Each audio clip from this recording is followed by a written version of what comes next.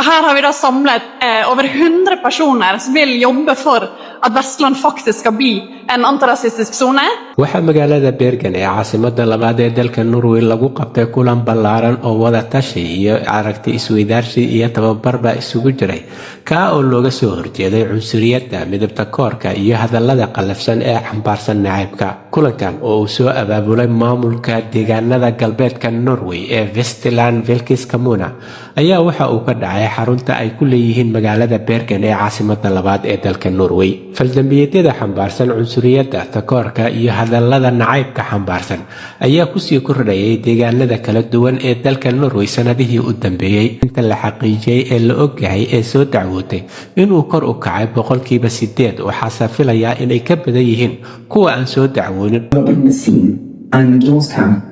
kulankan oo ay garwadeen ka ahaayeen Angelin Malena iyo Suneva oo ka tirsan howlwadeennada deegaanada galbeedka Norway waxaana ciwaanka kulankan uu ahaa deegaanada galbeedka Norway oo noqon doono aag ka caagan kana soo horjeeda cunsuriyadda noocyadeeda kala duwan. kulankan ayaa la isku dhaafsaday aragtiyo kala duwan oo wax looga qaban karo arrimahan sii kordhaya ee ku saabsan cunsuriyadda waxaana ka hadlay meesha khubaro kala duwan iyo dad dhacdooyin badan goobjoog u ahaa waxaana la isku weydaarsaday fikrado kala duwan iyo xalalka lagama maarmaanka si looga hortago deegaanada galbeedka Norwayna looga dhigo meel ka caagan cunsuriyadda. booliiska dalka Norway ayaa baahiyay in sanadkii tagay lagu soo wargeliyay oo ay diiwaan geliyeen in ka badan 170 kiis kuwa oo xambaarsanaa faldambiyeedyo cunsuriyad iyo nacayb iyo midabta koor iyo hadalla qalafsan.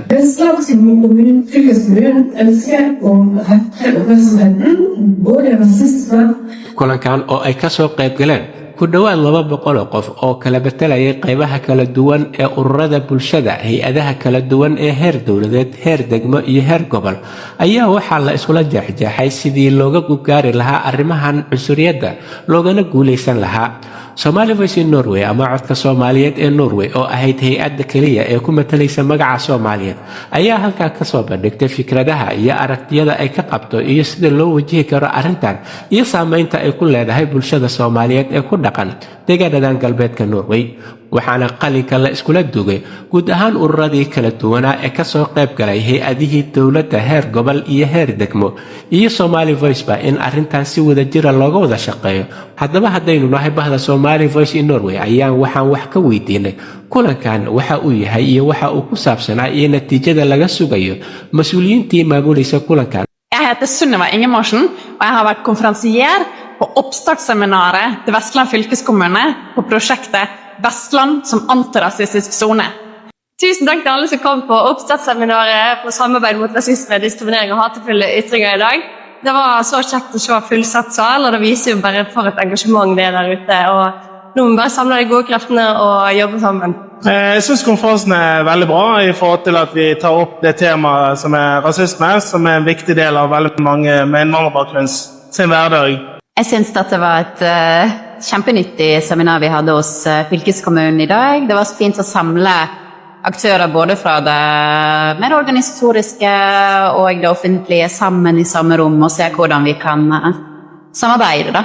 Jeg synes at det var en veldig spennende dag egentlig, og jeg tror det kanskje sånn rasisme inne i Bergen og i Norge er kanskje tema vi bør snakke litt mer om. Veldig bra seminar, veldig masse gode fagfolk, veldig masse gode innspill, og jeg synes det vi skal ta videre er at vi må fortsette med tverrfaglig arbeid. Veldig fint det Vestlands fylkeskommune gjør, det er viktig, og det er et sted jeg kan knytte nettverk og snakke med folk som gjør noe lignende, og vi kan samarbeide og løfte, ja, ikke bare byen, men hele fylket, og kanskje til slutt nå ut til hele landet. barada kala duwan iyo dadkan aan wareysnay ayaa dhammaantood qalinka ku wada duugay inay muhiim tahay in la kulmo oo ay isku yimaadaan hay'adaha kala duwan ee bulshada iyo dawladda si arrintan xal waara looga gaaro. waxa ayna qalinka ku wada duugeen in si wada jira arrintan ay tahay in looga wada shaqeeyo. halkani waa Somali Voice in Norway ama codka Soomaaliyeed ee Norway waxaana barnaamijkan idinla socodsiinayay aniga oo Cabdullaahi Shiine.